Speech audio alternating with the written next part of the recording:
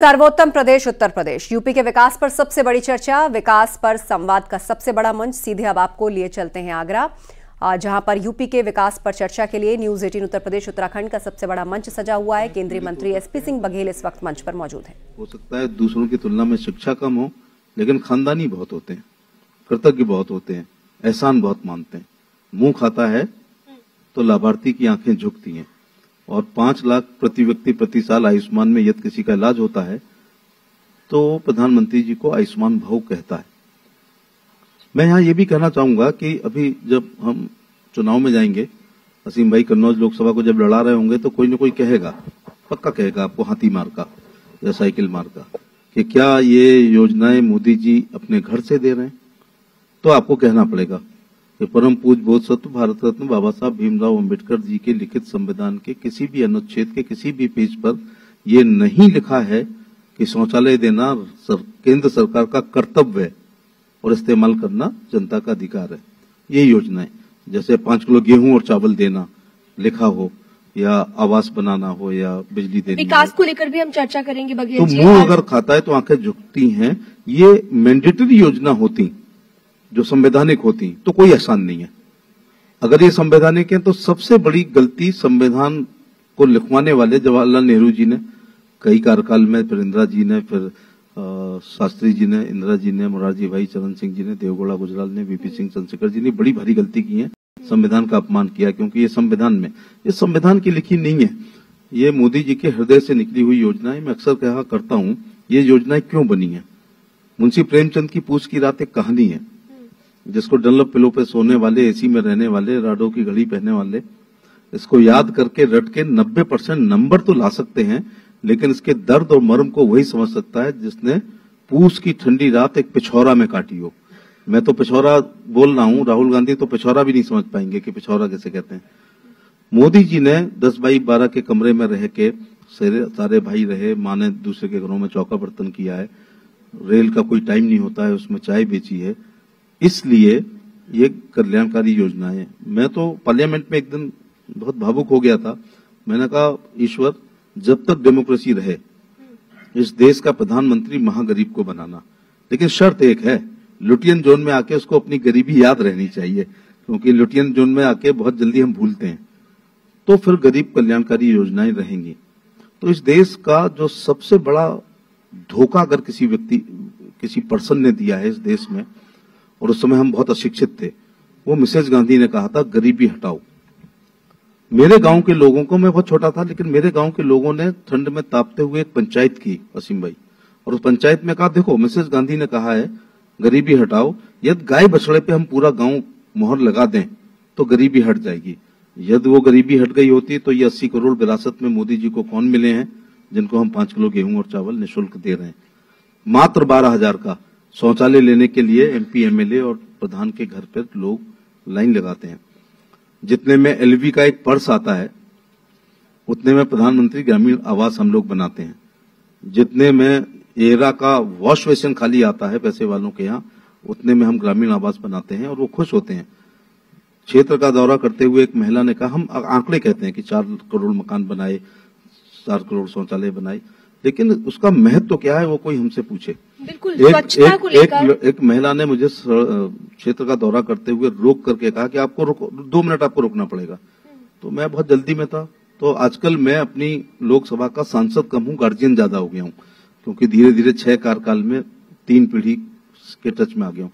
तो अंदर घर गई, एक मिट्टी के दिए में सरसों का तेल डाल के आरती उतारी। इस इलाके में बहुत नेताओं की आरती नहीं उतारी जाती है। तो मैंने कहा, आप इतनी खुश क्यों हैं? बोले, मोदी जी ने मकान दिया है। तो मैंने कहा, अपनी जो मेरी स्टाइल है कि तो क्या बड़ा काम किया है। तो उसने कहा, मैं छप्पर में खुले में सोती थी, डर लगता था रात में कपड़े ऊपर नीचे हो जाते हैं और कोई शराबी ना निकल जाए। जब से मोदी जी ने मुझे मकान दिया है, मैं कुंडी बंद करके सोती हूँ और झटके सोती हूँ। ये झटके सोने का मतलब है जिसको शहर के लोग साउंड स्लीप कहते हैं। ऐसी एक विधवा ने कहा कि मोदी जी को मेरा राम राम कहना, क्योंकि मैं थोड़ा भ्रमण बहुत करता हूँ कॉन्स्टिट्यूंसी में। तो मैंने कहा, आप ही पोस्ट कार्ड लिख दो, वहां से जवाब आएगा। अच्छा, क्यों राम राम कहूं? तो उसने कहा, मेरी विधवा पेंशन जब आती है उसके 3 दिन पहले से मेरी बहू मेरे पैर दबाने शुरू कर देती है कि 1000 रुपए आएंगे। तो खाली घर के खाने का ख्याल नहीं रखा है, मान सम्मान भी बढ़ाने का काम किया है। बिल्कुल, योजनाओं की भी हम बात करेंगे, लेकिन पहले इंडी गठबंधन की बात कर लेते हैं। क्या भविष्य देख रहे हैं आप इंडी गठबंधन का? चचा चाणक्य ने बहुत साल पहले कहा था कि यदि कोई राजा बहुत लोकप्रिय होगा जैसे नरेंद्र मोदी जी हैं, तो हमारे दुश्मन का दुश्मन हमारा दोस्त, इस सिद्धांत पर दुर्लभ संधि और दुर्लभ गठबंधन हुआ करेंगे।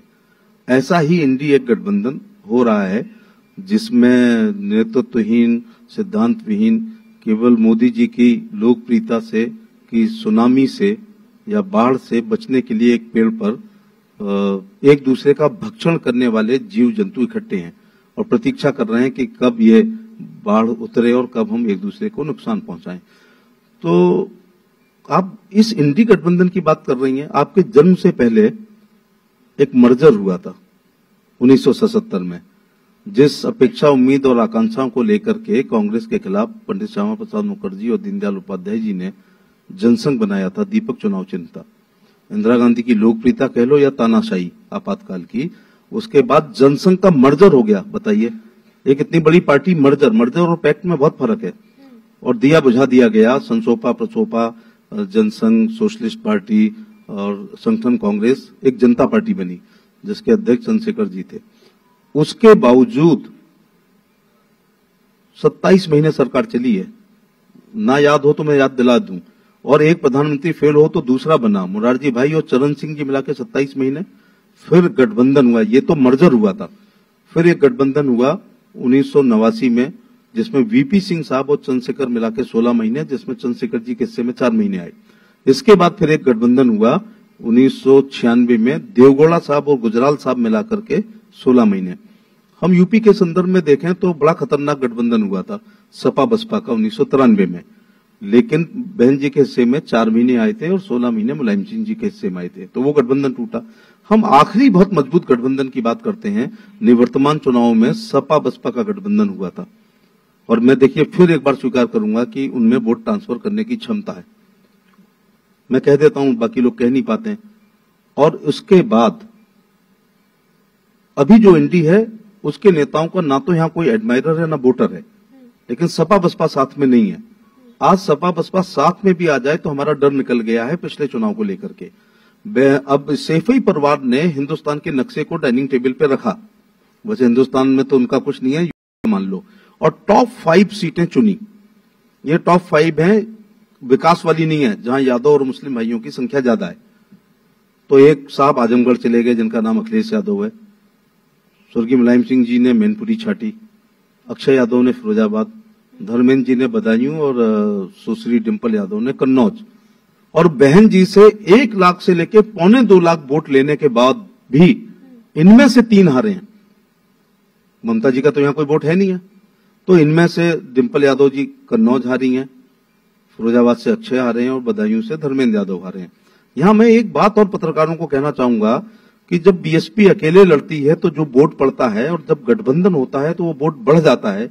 उदाहरण के तौर से मेरे सामने बीजेपी को 1,05,000 वोट फिरोजाबाद में मिला, लेकिन जब सपा से गठबंधन हुआ होगा तो उनने दलित भाइयों से कहा होगा चलो वोट डालने चलो, देखते हैं कौन रोकता है, तो वो 1 लाख सवा लाख में कन्वर्ट हो गया होगा। तो मेरा मतलब है कि पिछली बार और मजबूत सीटें हैं फिरोजाबाद, कन्नौज, बदायूं, आजमगढ़ और मैनपुरी, इसके बावजूद टॉप के 3 सेनापति चुनाव हारे हैं। अब जब वो पिछली बार 3 हार गए तो इस बार प्राप्त मतों में से 1.5 लाख वोट उनके और कम कर देना। तो मुझे लगता है कि एक आध सीट पे थोड़ा संघर्ष होगा, बाकी कुछ कौन सी सीटें मानते हैं कि संघर्ष होगा? चुनौती भारतीय जनता पार्टी के सामने रहेगी, और आने वाले जो लोकसभा चुनाव है उसमें कितनी सीटों का टारगेट लेकर बीजेपी चल रही है? ये मेरे से जब नीचे कॉफी पीते हुए पूछोगी तो बताऊंगा। अभी मैं लोकसभाओं का नाम बताऊंगा तो वहां के हमारे प्रत्याशी कहते हैं यार आप हमारा माहौल खराब करते हो, और मुझे कुछ सच बोलने की ज्यादा आदत है, तो मैं वो नहीं कहूंगा कि कहां पर है, पता आपको भी है, लेकिन ऑफ द रिकॉर्ड कहेंगे। मैनपुरी, आजमगढ़, रामपुर जो सपा के गढ़ माने जाते हैं वहां